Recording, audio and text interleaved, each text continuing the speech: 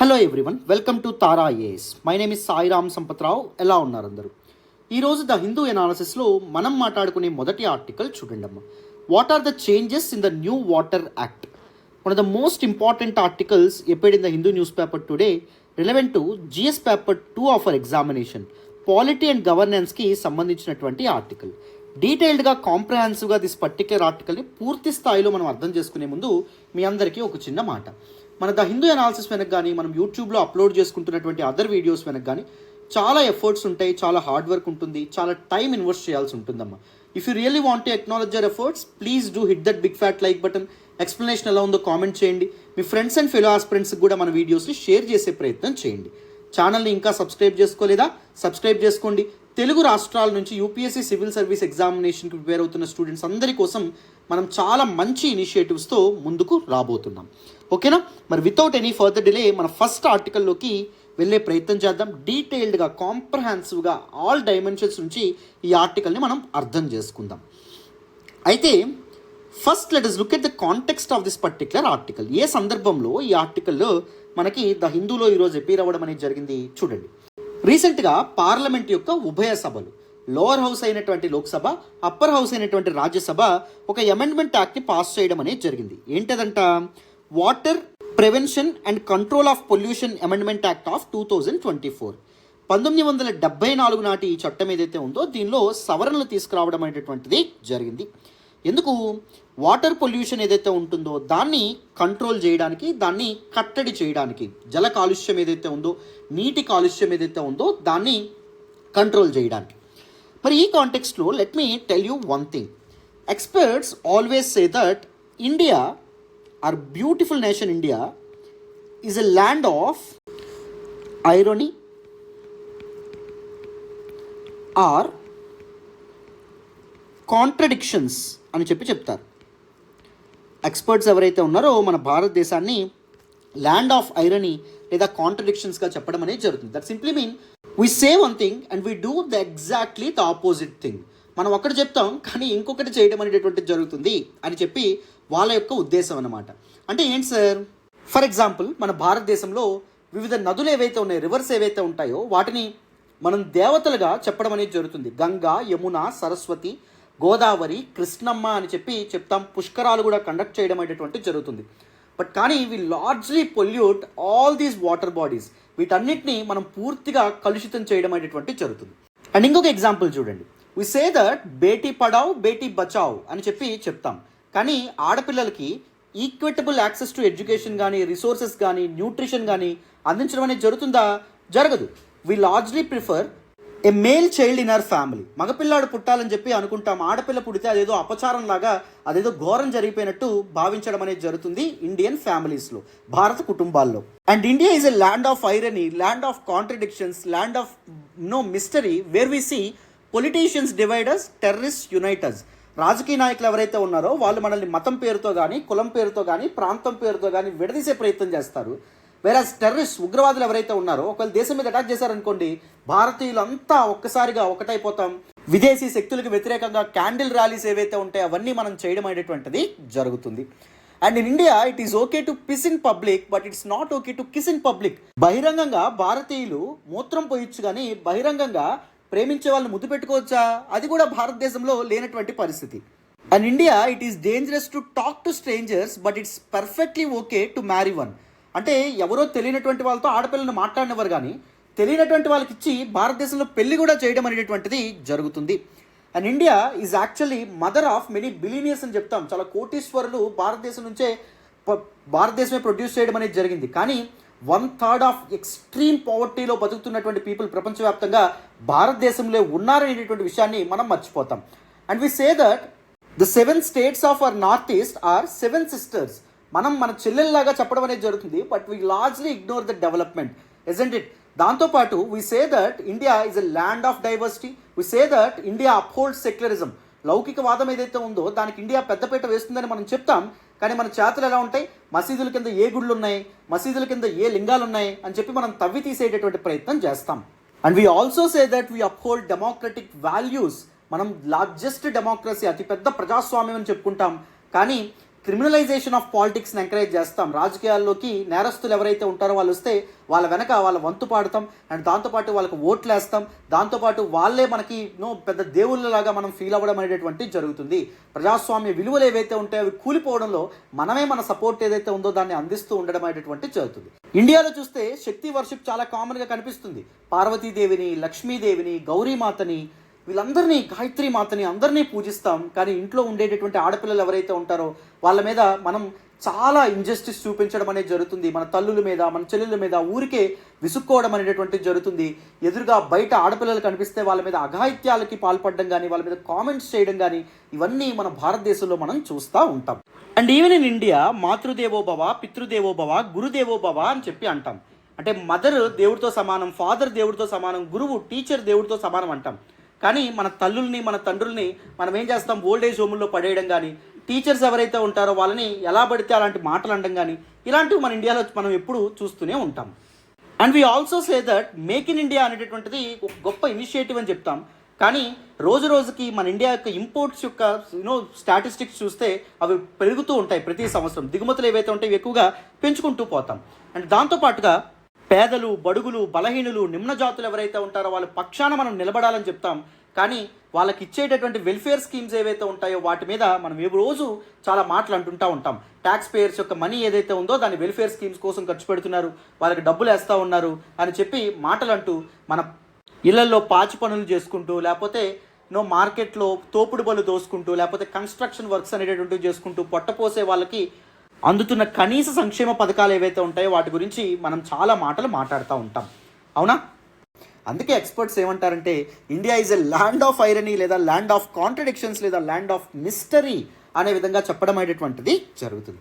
ఎందుకు ఇదంతా చెప్తున్నానంటే మనం కొత్తగా ఇప్పుడు వాటర్ పొల్యూషన్ ఏదైతే ఉంటుందో, మనం దేవతలతో సమానంగా చూసేటటువంటి నదులు ఏవైతే ఉంటాయో అవి పొల్యూట్ కాకుండా, అవి కలుషితం కాకుండా ఉండాలని చెప్పి ఒక కొత్త చట్టం ఏదైతే ఉందో చేయడం అనేది జరిగింది. 1974లో చేసినటువంటి water prevention and control pollution act of 1974 ఏదైతే ఉందో దీనిలో రీసెంట్గా అమెండ్మెంట్స్, సవరణలు ఏవైతే ఉంటాయో అవి జరపడం అనేటటువంటి జరిగింది. ఈ అమెండెడ్ యాక్ట్ ఏదైతే ఉందో దాన్ని భారత పార్లమెంట్లోని ఉభయ సభలు, లోక్సభ అండ్ దాంతోపాటు రాజ్యసభ రెండూ పాస్ చేయడం అనేటటువంటి జరిగింది. సో ఈ కొత్త వాటర్ యాక్ట్ ఏదైతే ఉందో దీని గురించి మనకి దిస్ పర్టికులర్ ఆర్టికల్లో చెప్తున్నారు. డీటెయిల్డ్గా, కాంప్రహెన్సివ్గా ఈ న్యూ యాక్ట్ ఏంటి మనం మాట్లాడదాం. ఫస్ట్ నేను ఏం చెప్తాను అంటే the old act, the previous act ఏదైతే ఉందో that is water prevention and control of pollution act of 1974 ఏదైతే ఉందో దీని గురించి ఫస్ట్ మాట్లాడతాను. అండ్ దాంతోపాటు కొత్తగా తీసుకొచ్చినటువంటి ఈ చట్టంలో ఎటువంటి చేంజెస్ అనేటటువంటి తీసుకొచ్చారు అని చెప్పి కూడా నేను మాట్లాడతాను. అండ్ దాంతోపాటుగా డిఫరెంట్ క్రిటిక్స్ ఎవరైతే ఉన్నారో ఈ కొత్తగా తీసుకొచ్చినటువంటి చేంజెస్ లేదా అమెండ్మెంట్స్లో వేరు సవాళ్ళ గురించి మాట్లాడుతున్నారు, వేరు ఇష్యూస్, ప్రాబ్లమ్స్ గురించి మాట్లాడుతున్నారు. వాటి గురించి కూడా మనం పూర్తి స్థాయిలో డిస్కస్ చేసే ప్రయత్నం చేద్దాం. అటెన్షన్ పే చేసి వినాలమ్మా. So since we establish the basic idea or context of this particular article, ఇప్పుడు మనం ఏం చేద్దాము అంటే some basic aspects of previous act 1974లో చేసినటువంటి చట్టం ఏదైతే ఉందో దానికి సంబంధించినటువంటి important aspects and recent amendments, సవరణలు అనేటటువంటివి ఏం తీసుకొచ్చారు వాటి గురించి మనం మాట్లాడే ప్రయత్నం చేద్దాం. సో చాలా ఇంపార్టెంట్, అటెన్షన్ పే చేసి వినండి. ప్రీవియస్ యాక్ట్ 1974లో తీసుకొచ్చినప్పుడు for the first time it created an institutional structure. Water pollution prevent చేయడానికి కానీ, వాటర్ బాడీస్ యొక్క కన్జర్వేషన్ కోసం కానీ ఒక ఇన్స్టిట్యూషనలైజ్ స్ట్రక్చర్ ఫస్ట్ టైం తీసుకురావడం అనేది జరిగింది. What exactly is this institutionalise structure? When we consider something as institutionalised, ఒక ఇన్స్టిట్యూషన్ అని దేని అంటాం ఫస్ట్ మనం మాట్లాడదాం. ఒక ఇన్స్టిట్యూషన్లో మనకి ఏముంటాయి, మామూలుగా there will be different people and ఈ డిఫరెంట్ పీపుల్కి వేరియస్ రోల్స్ అనేటటువంటి ఉంటాయి. అండ్ దాంతోపాటు డిఫరెంట్ రూల్స్ అండ్ రెస్ట్రిక్షన్స్ ఏవైతే ఉంటాయో అవి కూడా ఉండవనేది జరుగుతుంది. And they will have a common goal, ఒక కామన్ గోల్ అనేటువంటిది ఉంటుంది. ఇవన్నీ ఫ్రేమ్ చేయడమే ఇన్స్టిట్యూషనలైజ్ చేయడం అంటాం. ఫర్ ఎగ్జాంపుల్ తారా ఐఏఎస్ ఉంది. తారా ఐఏఎస్లో ఒక ఇన్స్టిట్యూషన్ ఎందుకంటాం? There will be different people who involves in the operations of Tara IAS. Faculty members ఉంటారు, అడ్మిన్ టీమ్ ఉంటారు, సోషల్ మీడియా పీపుల్ ఉంటారు, కంటెంట్ టీమ్, పీడిఎఫ్లు ఇవన్నీ తయారు చేసే వాళ్ళు ఉంటారు. ఇలా డిఫరెంట్ పీపుల్ ఉంటారు. అండ్ ఒక్కొక్కరికి ఒక్కొక్క రోల్స్ అనేటటువంటి ఉంటాయి. సో ఒక్కొక్కరు ఫ్యాకల్టీ మెంబర్స్ క్లాసులు చెప్పడం కానీ, social media team thumbnails create చేయడం కానీ, లేకపోతే డిస్క్రిప్షన్ ఏదైతే ఉందో దాన్ని మెయింటైన్ చేయడం కానీ, so search engine optimization, SEO friendly hashtags అనేటటువంటి తీసుకురావడం కానీ, ఇవన్నీ చేయడం అనేటటువంటి జరుగుతుంది. అండ్ ఒక్కొక్కరికి ఒక రూల్స్ అండ్ రెస్ట్రిక్షన్స్ ఉంటాయి. ఫర్ ఎగ్జాంపుల్ ప్రతిరోజు Sairam sir the Hindu analysis చేయాలి, ఇంకో ఫ్యాకల్టీ అభ్యాసన వీడియో చేయాలి, లేకపోతే ఇంకో ఫ్యాకల్టీ ఇంకో పని చేయాలి, లేకపోతే థంబ్నెయిల్స్ చేసేవాళ్ళు ఇప్పుడు ఈ టైంకి డెలివర్ చేయాలి. ఒక రూల్స్ అండ్ రెస్ట్రిక్షన్స్ ఉంటాయి. అండ్ దాంతోపాటు we also have a common goal. What exactly is the common goal? Tara IAS అనేటటువంటి ఇన్స్టిట్యూషన్ ముందుకు తీసుకెళ్ళడం అండ్ యూపీఎస్సీ కమ్యూనిటీ ఎవరైతే ఉంటారో వాళ్ళకి బెస్ట్ అనేటటువంటిది ప్రొవైడ్ చేయడం. మాకు కామన్ గోల్ అనేటువంటిది ఉంటుంది. అలాగే దిస్ వాటర్ పొల్యూషన్ ఏదైతే ఉందో దాన్ని ప్రివెంట్ చేయడానికి ఒక ఇన్స్టిట్యూషనలైజ్ స్ట్రక్చర్ అనేటువంటిది ఏర్పాటు చేశారు. దీనిలో భాగంగా 2 ఇంపార్టెంట్ బాడీస్ ఏవైతే ఉంటాయో అవి స్టార్ట్ అవ్వడం అనేది జరిగింది. ఫస్ట్ వన్ వచ్చేసి CPCB, Central Pollution Control Board, and దాంతోపాటు SPCBs, State pollution control Boards అని చెప్పొచ్చు. What they will do, they will monitor and prevent water pollution. So ఏ ఇండస్ట్రీస్ వాటర్ పొల్యూషన్కి పాల్పడుతున్నాయి, so what exactly are different reasons, లేకపోతే ఏ విధాలుగా water pollute అవుతుంది అని మానిటర్ చేయడం, అండ్ దాంతోపాటు వాటర్ పొల్యూషన్ ప్రివెంట్ చేయడానికి స్ట్రిక్ట్ యాక్షన్స్ తీసుకోవడం కానీ, రూల్స్ ఫ్రేమ్ చేయడం కానీ, ఇవన్నీ వీళ్ళు చేయడం అనేటువంటి జరుగుతుంది. And they actually established a regulatory framework as well through this particular act. నేను చెప్పాను డిఫరెంట్ పీపుల్కి రూల్స్ అండ్ రెస్పాన్సిబిలిటీస్ ఉంటాయి, రెగ్యులేషన్స్ అనేటటువంటి ఉంటాయి, రూల్స్ అండ్ రెస్ట్రిక్షన్స్ కూడా ఉండడం అనేటువంటిది జరుగుతుంది. For example different industrial units ఏవైతే ఉన్నాయో అవి ఎస్టాబ్లిష్ అయ్యే ముందు ఏం చేయాలి, తప్పకుండా సెంట్రల్ పొల్యూషన్ కంట్రోల్ బోర్డు నుంచి పర్మిషన్ తీసుకోవాలి, స్టేట్ పొల్యూషన్ కంట్రోల్ బోర్డు ఏదైతే ఉందో దాని నుంచి కూడా పర్మిషన్ తీసుకోవాలి. ఫ్యాక్టరీ సెటప్ చేసే ముందు ఎక్కడ సెటప్ చేస్తున్నారు, ఎంత పొల్యూషన్ అనేటువంటిది వెలువడే అవకాశం ఉంటుంది, ఆ పొల్యూషన్ని మిటిగేట్ చేయడానికి ఎలాంటి మెజర్స్ తీసుకుంటున్నారు, ఇవన్నిటిని వాళ్ళు సబ్మిట్ చేయాల్సిన అవసరం ఉంటుంది. ఆ పర్టికులర్ ప్రాజెక్ట్ ఏదైతే ఉందో, దట్ పర్టికులర్ ప్రాజెక్ట్ రికార్డ్ ఏదైతే ఉందో దాన్ని బేస్ చేసుకొని వాళ్ళు ఏం చేస్తారు, పర్మిషన్స్ ఏవైతే ఉంటే అవి ఇస్తారన్నమాట. అర్థమైందా? అండ్ దాంతోపాటు థర్డ్ ఇంపార్టెంట్ థింగ్ ఏంటంటే ఎన్ఫోర్స్మెంట్ మెకానిజం. ఈ పర్టికులర్ చట్టం ఏదైతే ఉందో దాన్ని ఎన్ఫోర్స్ చేయడానికి ఒక క్లియర్ మెకానిజంని ఎస్టాబ్లిష్ చేయడం అనేది జరిగింది. For example central Pollution control board ఏం చేస్తుంది, రూల్స్ అండ్ రెస్ట్రిక్షన్స్ ఏవైతే ఉంటాయో వాటిని ఫ్రేమ్ చేస్తుంది. స్టేట్ పొల్యూషన్ కంట్రోల్ బోర్డు ఏం చేయడం అనేది జరుగుతుంది, ఆ రూల్స్ ఇండస్ట్రీస్ కానీ లేకపోతే అదర్ ఎంటిటీస్ సరిగ్గా ఫాలో అవుతున్నారా లేదా అని చెప్పి చూడడం అనేది జరుగుతుంది అనమాట. ఒకవేళ ఈ యాక్ట్ని వైలేట్ చేస్తే ఇండస్ట్రీస్ ఏవైతే ఉంటాయో వాటికి వేరు పనిష్మెంట్స్ ఉంటాయి. For example punishments like industrial shut downs, కంప్లీట్గా ఇండస్ట్రీ లేదా మ్యానుఫ్యాక్చరింగ్ యూనిట్ ఏదైతే ఉందో ఫ్యాక్టరీని మొత్తం మూసేస్తారు, లేకపోతే కొన్నిసార్లు ఫైన్ అనేటటువంటిది వేస్తారు, లేకపోతే కొన్నిసార్లు ఇంప్రిజన్మెంట్ అప్ టు 6 years 6 ఏళ్ల పాటు జైలు శిక్ష కూడా విధించడం అనేటటువంటి జరుగుతుందన్నమాట. ఆఫ్ కోర్స్ 1974 నుంచి ఇప్పటి వరకు ఏ ఒక్క ఫ్యాక్టరీని లేకపోతే ఏ ఒక్క ఇండస్ట్రియల్ యూనిట్ని వాటర్ని పొల్యూట్ చేస్తూ ఉన్నారు, ఎన్విరాన్మెంటల్ ప్రాబ్లం కలగజేస్తూ ఉన్నారని చెప్పి ఇంప్రిజన్మెంట్ అయితే చేయలేదు, ఫైన్స్ అనేటువంటి వేశారు, కానీ ఎప్పుడు ఎవరిని జైలు పాలైతే చేయలేదు. అదొకటి గుర్తుపెట్టుకోవాలి, రైట్? మరి ఇప్పుడు కొత్తగా ఎలాంటి చేంజెస్ తీసుకురావడం అనేటువంటి జరిగింది. ఫస్ట్ ఇంపార్టెంట్ థింగ్ ఏంటి అంటే with respect to applicability of this amended act. This particular amended act ఏదైతే ఉందో it applies to only some states like Himachal Pradesh ఏదైతే ఉందో అక్కడ ఇది అప్లికబుల్ అవుతుంది, అండ్ దాంతోపాటు రాజస్థాన్ అక్కడ అప్లికబుల్ అవుతుంది, అండ్ దాంతోపాటు యూనియన్ టెరిటరీస్ ఏవైతే ఉన్నాయి, కేంద్రపాలిత ప్రాంతాలు ఏవైతే ఉంటాయో సెంటర్ డైరెక్ట్ కంట్రోల్లో ఉండేటటువంటి ప్లేసెస్ అక్కడ కూడా ఇంప్రూవ్ అవ్వడం అనేది జరుగుతుంది. ఎందుకు sir through out the country implement చేయొచ్చు కదా అంటే ఇక్కడ ఒక ప్రాబ్లం. ఈ పర్టికులర్ చట్టాన్ని ఎవరు చేశారు, పార్లమెంట్ చేయడం అనేటటువంటి జరిగింది, గుర్తుపెట్టుకోండి. అండ్ దేని మీద చేశారు, వాటర్ పొల్యూషన్ కంట్రోల్ చేయడానికి, రైట్? అసలు ద వాటర్ కన్జర్వేషన్ ఏదైతే ఉందో దానికోసం చేయడం అనేది జరిగింది. దిస్ వాటర్ అనేటటువంటిది according to Schedule 7 of our Indian constitution it is actually state subject. Schedule 7లో మొత్తం 3 లిస్టులు అనేటువంటి ఉంటాయి. సో సెంట్రల్ లిస్టు, దాంతోపాటు state list, concurrent list. Central లిస్టులో ఉండే సబ్జెక్ట్స్ మీద సెంట్రల్ గవర్నమెంట్ మాత్రమే చట్టాలు చేయడం అనేది జరుగుతుంది. For example defence, foreign affairs, ఇవన్నీ. స్టేట్ లిస్ట్లో ఉండే subjects for example land, public order, water, education, వీటి మీద రాష్ట్రాలు మాత్రమే చట్టాలు చేస్తాయి. కాన్కరెంట్ లిస్టు ఉమ్మడి జాబితా అంటాం, అంటే దీనిలో ఉండేటువంటి సబ్జెక్ట్స్ మీద both centre and state can make laws, రెండు కూడా చట్టాలు అనేటట్టు చేయొచ్చు. స్టేట్ సబ్జెక్ట్ అవ్వడం వల్ల వాటర్, సో రాష్ట్ర ప్రభుత్వాలు మాత్రమే చట్టాలు చేసే క్యాపబిలిటీ ఉంటుంది. బట్ సెంటర్ ఎలా చేసింది సార్ అంటే ఇక్కడ క్లాజ్ ఉంటుంది.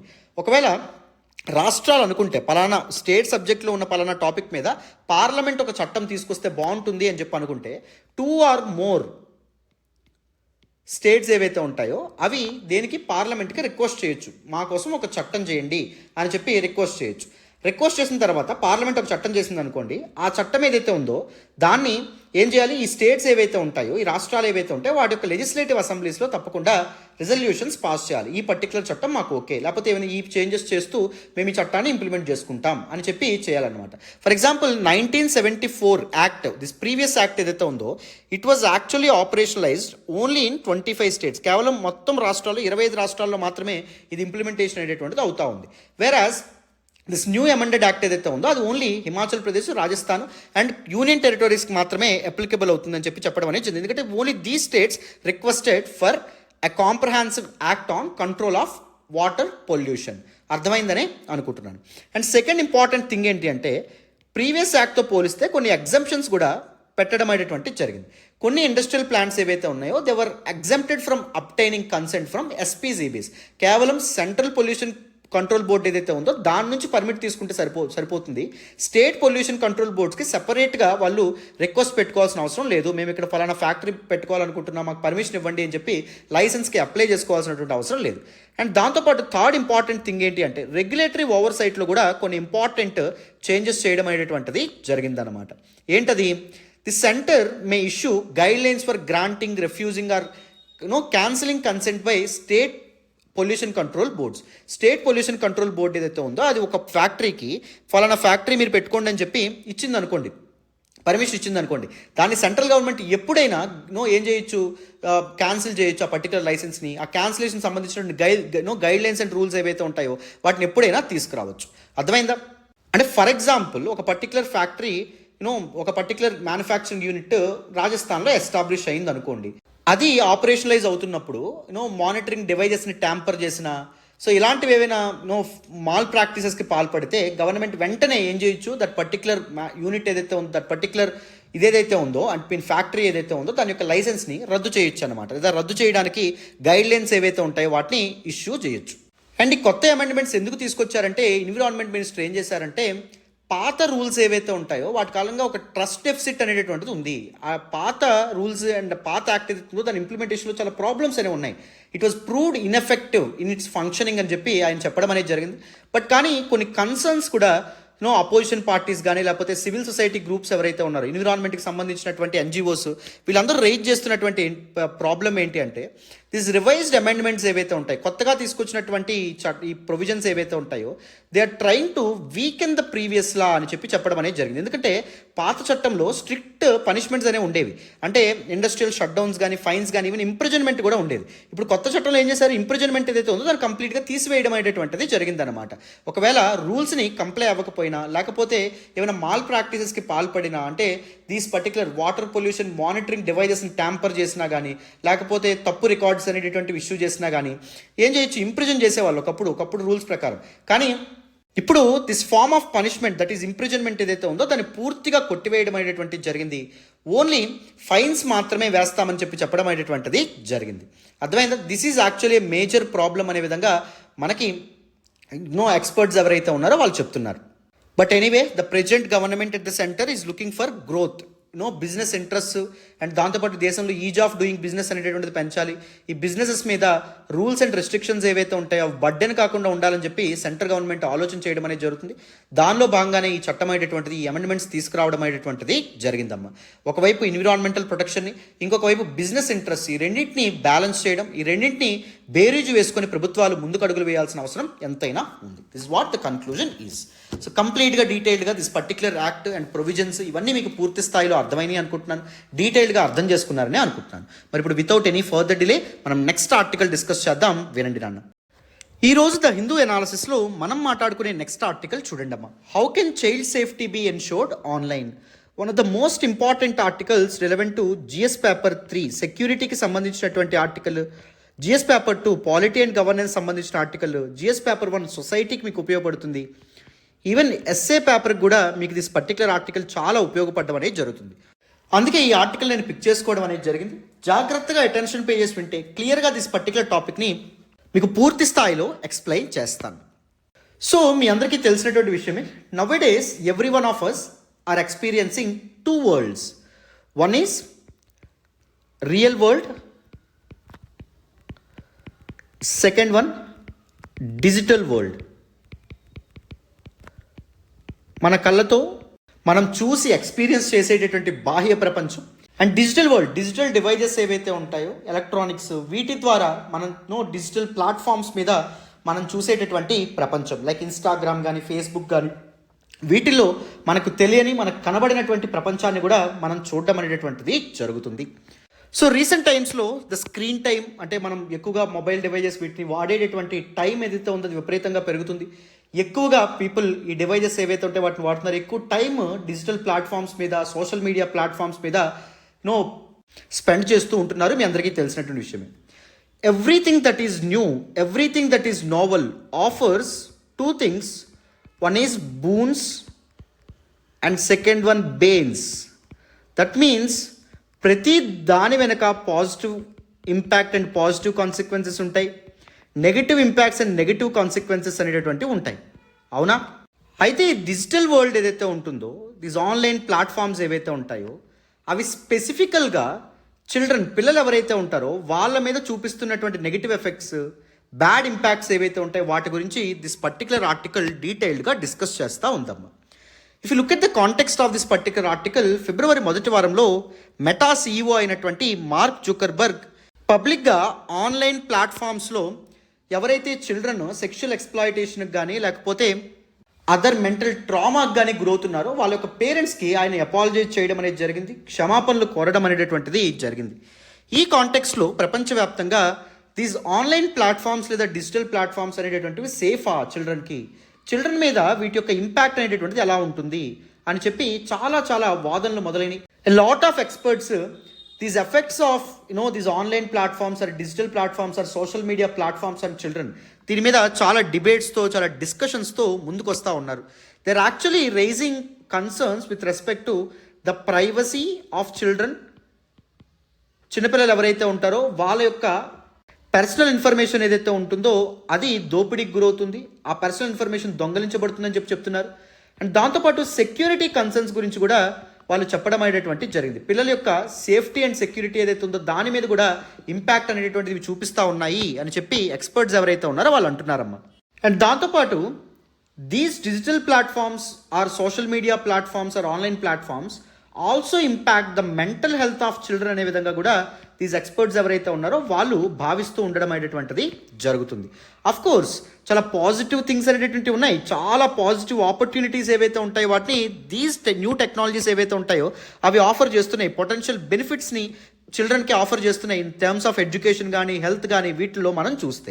ఫర్ ఎగ్జాంపుల్ ఆర్టిఫిషియల్ ఇంటెలిజెన్స్ లేదా జనరేటివ్ AI మోడల్స్ ఏవైతే ఉన్నాయో, చాట్ GPT లాంటివి చిన్నపిల్లలకి హోంవర్క్ కంప్లీట్ చేయడంలో అసిస్ట్ చేయడం కానీ, లేకపోతే డిఫికల్ట్ కాన్సెప్ట్స్ని చాలా సింప్లెస్ట్ లాంగ్వేజ్లో ఎక్స్ప్లెయిన్ చేయడంలో కానీ, లేకపోతే చిల్డ్రన్ యొక్క స్టైల్ లెర్నింగ్ స్టైల్ అండ్ స్పీడ్కి తగినట్టుగా పర్సనలైజ్డ్ లెర్నింగ్ ఎక్స్పీరియన్స్ ఏదైతే ఉందో దాన్ని క్రియేట్ చేయడానికి కానీ అవి చాలా ఉపయోగపడుతున్నాయి. ఈవెన్ చిల్డ్రన్ ఆర్ట్ని జనరేట్ చేయడానికి, మ్యూజిక్ని కంపోజ్ చేయడానికి, స్టోరీస్ రాయడానికి, సాఫ్ట్వేర్ కోడింగ్ స్కిల్స్ లాంటివి నేర్చుకోవడానికి, క్రియేటివిటీ అనేటటువంటిది ఫోస్టర్ చేయడానికి జనరేటివ్ టూల్స్ చాలా ఉపయోగపడుతున్నాయి పిల్లలకి, అందులో సందేహమే లేదు. ఎస్పెషల్లీ చిల్డ్రన్ విత్ డిజబిలిటీస్ ఎవరైతే ఉన్నారో వాళ్ళకి చాలా అవకాశాలు అనేవి ఉంటున్నాయి. అండ్ పర్సన్స్ విత్ డిజబిలిటీస్ చిన్నపిల్లలు ఎవరైతే ఉంటారో వాళ్ళు చాలా బాగా వీటిని ఉపయోగించుకుంటున్నారు. టెక్స్ట్, స్పీచ్, ఇమేజెస్ వీటన్నిటివి జనరేట్ చేస్తాయి కాబట్టి వీటి వల్ల చాలా పాజిటివ్ ఇంపాక్ట్స్ ఉన్నాయి. అండ్ నెగిటివ్ ఇంపాక్ట్స్ కూడా అంతకు మించి ఎక్కువగా ఉన్నాయని చెప్పి చెప్తున్నారన్నమాట. ఎందుకంటే దీస్ ఆన్లైన్ ప్లాట్ఫామ్స్లో దీస్ చిల్డ్రన్ ఎవరైతే ఉన్నారో, పిల్లలు ఎవరైతే ఉన్నారో they get exposure to graphic sexual content. And దాంతోపాటు సోషల్ మీడియాని వీళ్ళు ఎప్పుడైతే ఇది చేస్తారో ట్రోలింగ్, లేకపోతే బులింగ్, ఏడిపించడం కానీ, సెక్షువల్ హెరాస్మెంట్, బాడీ షేమింగ్ వీటన్నింటిని కూడా పిల్లలు ఎదుర్కోవాల్సినటువంటి పరిస్థితి ఏర్పడుతుంది. సో చిన్నపిల్లల యొక్క ప్రైవసీ మీద ఇంపాక్ట్ చూపిస్తుంది, చిన్నపిల్లల యొక్క సెక్యూరిటీ మీద కూడా దీస్ ఆన్లైన్ డిజిటల్ ప్లాట్ఫామ్స్ ఏవైతే ఉంటాయో అవి చాలా ఇంపాక్ట్ చూపిస్తున్నాయని చెప్తున్నారు. ఆర్టిఫిషియల్ ఇంటెలిజెన్స్ ద్వారా ఇమేజెస్ ఏవైతే జనరేట్ చేసేటటువంటి ప్లాట్ఫామ్స్ ఉన్నాయో అవి ఇండిజినస్ చైల్డ్ అబ్యూస్ ఇమేజెస్ని కూడా జనరేట్ చేస్తున్నాయంట. ఎందుకంటే ప్రాపర్ రెగ్యులేషన్ లేదు, ప్రాపర్ కంట్రోల్ అనేటటువంటిది వాటి మీద లేదు. ఆ లాంగ్వేజ్ మోడల్స్ ఏవైతే ఉంటాయో వాటిని డిఫరెంట్ రెగ్యులేషన్స్తో ట్రైన్ చేస్తూ ఉన్నారా అంటే ట్రైన్ చేయట్లేదు. అది ఒక సివియర్ ఇంపాక్ట్గా చెప్తున్నారు. అండ్ దాంతోపాటుగా మెంటల్ హెల్త్ మీద కూడా సివియర్ ఇంపాక్ట్ అనేటటువంటిది పడుతుందంట. ఎందుకంటే పిల్లలు ఆన్లైన్లో చూసేటటువంటిది నిజమని నమ్మేటటువంటి ప్రమాదం ఉంది. ఫర్ ఎగ్జాంపుల్ ఒక చిన్న టౌన్లో పెరిగేటటువంటి పిల్లాడు సోషల్ మీడియాలో ఒక పెద్ద టౌన్లో హైదరాబాద్ కానీ లేకపోతే ఫర్ ఎగ్జాంపుల్ బాంబే కానీ లేకపోతే ఢిల్లీ కానీ అక్కడ బతికేటటువంటి పిల్లల యొక్క వేషధారణ కానీ లేకపోతే వాళ్ళ నడవడికి కానీ చూసి వాళ్ళు తల్లిదండ్రుల్ని ఫోర్స్ చేసే అవకాశం ఉంటుంది. నాకు అలాంటి బట్టలే కొనండి, వాళ్ళు అలా బతుకుతున్నారు. లేకపోతే ఒక సెన్స్ ఆఫ్ ఇన్సెక్యూరిటీ కూడా, నేను వాళ్ళ ఉండలేనేమో, వాళ్ళ ఇంగ్లీష్ మాట్లాడలేనేమో, లేకపోతే వాళ్ళ నడవలేనేమో, వాళ్ళలాగా నా యొక్క నడవడికేమో ఉండదేమో, వాళ్ళంత పాష్గా ఉన్నారు, ఇలా వాళ్ళు కంపేర్ చేసుకునేటటువంటి అవకాశం కూడా ఉంటుంది. Right, we actually believe what we see in our social media platforms. So ఒకరు హ్యాపీగా లగ్జరియస్గా కార్ల మీద తిరుగుతుంటే అబ్బాయి ఎంత బాగా బతుకుతున్నాడు అనుకుంటాం, కానీ వాడికి ఉండేటటువంటి కష్టాలు కానీ వాళ్ళకి ఉండేటువంటి ఇబ్బందులు కానీ మనం పట్టించుకుంటాం, వాటి గురించి ఆలోచిస్తాం, వాటి గురించి ఆలోచించాం. వాడు ఎంత బాగా బతుకుతున్నాడు రా, మనకేంటి ఈ లైఫ్ అనేది ఎలా ఉంది, మనం కంపేర్ చేసుకుంటూ ఉంటాం. మన జీవితం బాగానే ఉంటుంది, కానీ ఎదుటివాడితో ఎప్పుడైతే కంపేర్ చేసుకుంటామో మన జీవితం మనకు చిన్నదిగా, తక్కువగా, చాలా ఇన్ఫీరియర్గా కనిపించడం అనేటువంటి జరుగుతుంది. రైట్, అది కూడా ఒక ప్రాబ్లం. అండ్ ఈ సోషల్ మీడియా ప్లాట్ఫామ్స్ ఎలా ఉంటాయంటే హైపర్ పర్సనలైజ్డ్ ప్రొఫైలింగ్ ఉంటాయి, అండ్ దాంతోపాటు అడ్వర్టైజింగ్ కూడా పర్సనలైజ్డ్గా ఉండడం అనేది జరుగుతుంది. ఫర్ ఎగ్జాంపుల్ ఇన్స్టాగ్రామ్లో మీరు రీల్స్ ఎప్పుడైనా చూస్తే ఒక టైప్ ఆఫ్ రీల్ని మీరు లైక్ చేస్తే అదే టైప్ ఆఫ్ రీల్స్ అనేటువంటి మీకు వస్తూ ఉంటాయి. This is what hyper personalized profiling అంటాం. సో చిన్నపిల్లలు ఎవరైతే ఉంటారో వాళ్ళకి డైవర్స్ ఆస్పెక్ట్స్ మీద ఎక్స్పోజర్ అనేటువంటిది కలగకుండా ఏం చేస్తారు, సో గేమింగ్ లేకపోతే అదర్ వాళ్ళ టైం వేస్ట్ చేసేటువంటి ఏవైతే ఉంటాయో వాటిని ఎక్కువగా చూపించడం అనేది జరుగుతుంది. ఫర్ ఎగ్జాంపుల్ ఒక ట్రోల్ని చూసి సరదాగా నవ్వి లైక్ చేశారనుకోండి, అలాంటి ట్రోల్స్ లేకపోతే సెక్షువల్ అబ్యూజ్ లేకపోతే బులియింగ్ వీటికి సంబంధించినటువంటి రీల్స్ ఇవన్నీ రావడం వల్ల వాళ్ళు రేపు పొద్దున ఇన్సెన్సిటివ్గా మారే అవకాశం ఉంటుంది. వాళ్ళ మెంటల్ హెల్త్ మీద ఇంపాక్ట్ చూపించే అవకాశం ఉంటుంది, మెంటల్ ట్రామాకు గురయ్యే అవకాశం ఉంటుంది. వాళ్ళ ఆన్లైన్లో సెక్షువల్ అబ్యూస్ కానీ ఇవన్నింటినీ పాల్పడడం వల్ల వాళ్ళ సైకాలజీ మీద కూడా, వాళ్ళ మెంటల్ హెల్త్ మీద కూడా సివియర్ ఇంపాక్ట్ పడే అవకాశం ఉందని చెప్తున్నారు.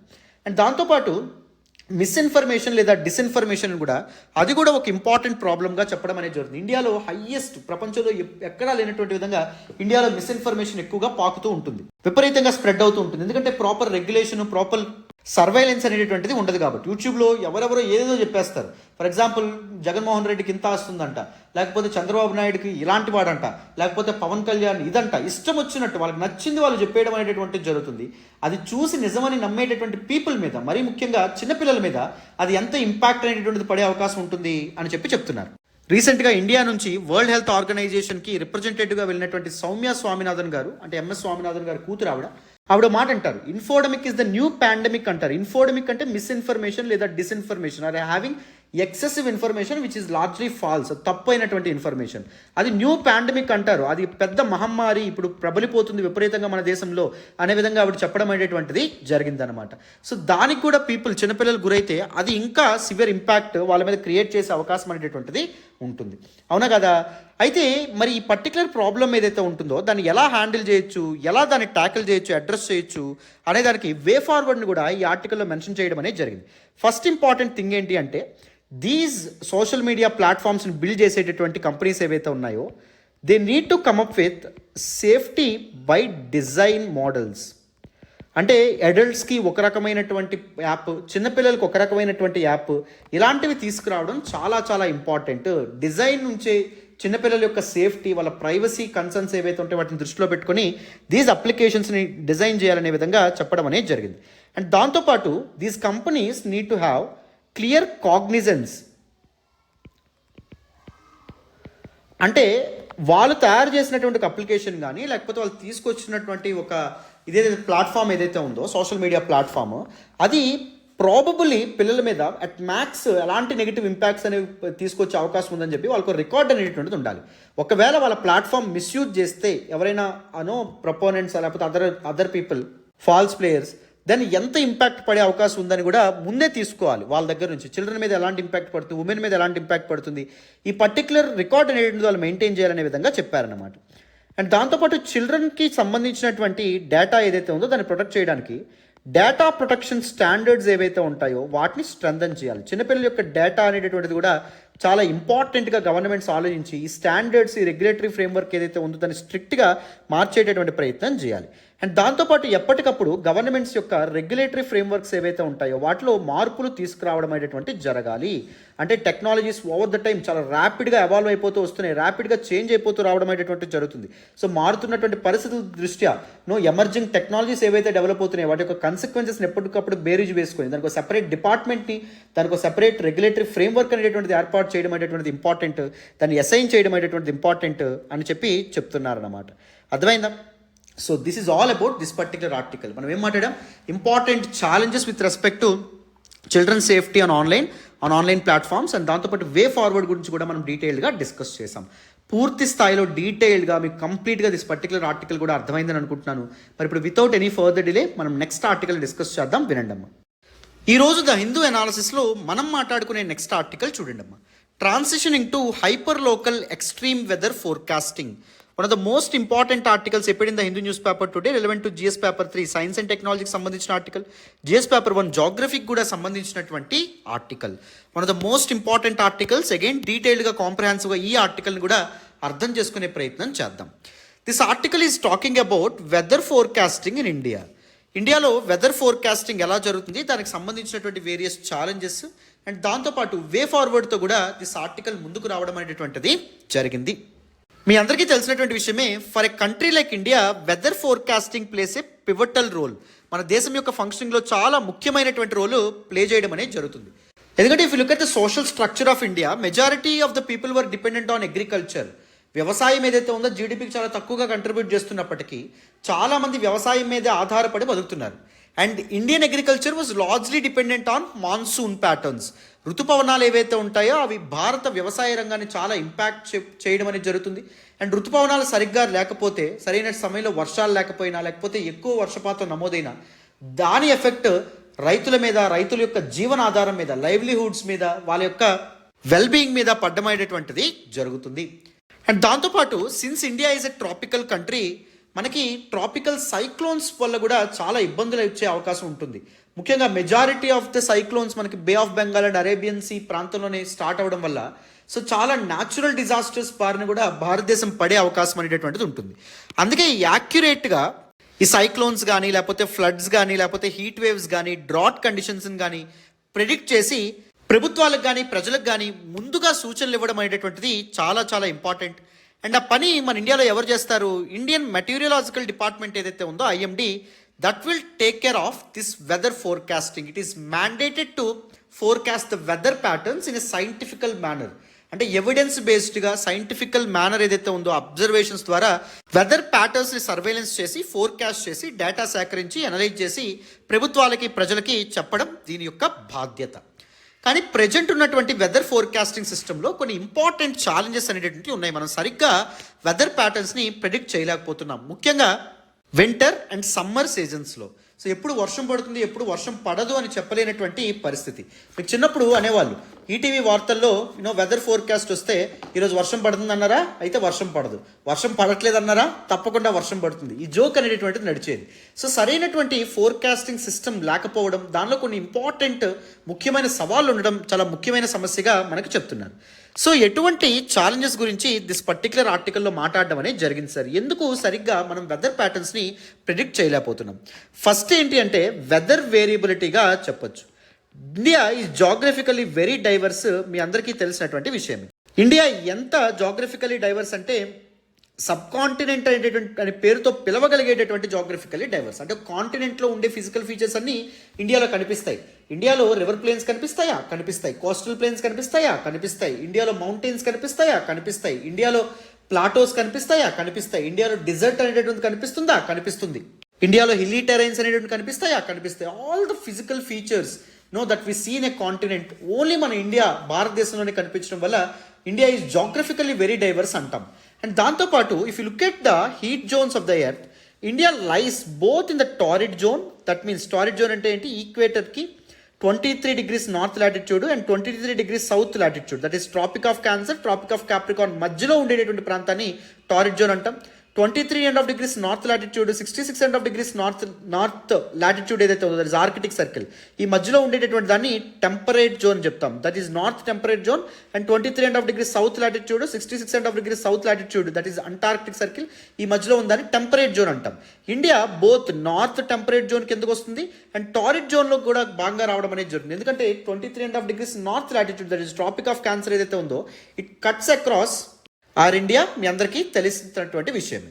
సో దీనివల్ల since India falls under different heat zones of the earth, weather ఏదైతే ఉంటుందో అది చాలా వేరియబుల్గా ఉండడం అనేది జరుగుతుంది. ఒక ప్రాంతం డ్రాట్ ప్రోన్ రీజన్ అయితే ఇంకో ప్రాంతం ఫ్లడ్ ప్రోన్ రీజన్గా ఉండడం అనేటువంటి జరుగుతుంది. ఒక దగ్గర కొన్ని ప్రాంతాలు విపరీతమైనటువంటి న్యాచురల్ డిజాస్టర్స్ ఏవైతే ఉంటాయి వాటికి వల్నరబుల్గా ఉండడం అనేటువంటిది జరుగుతుంది.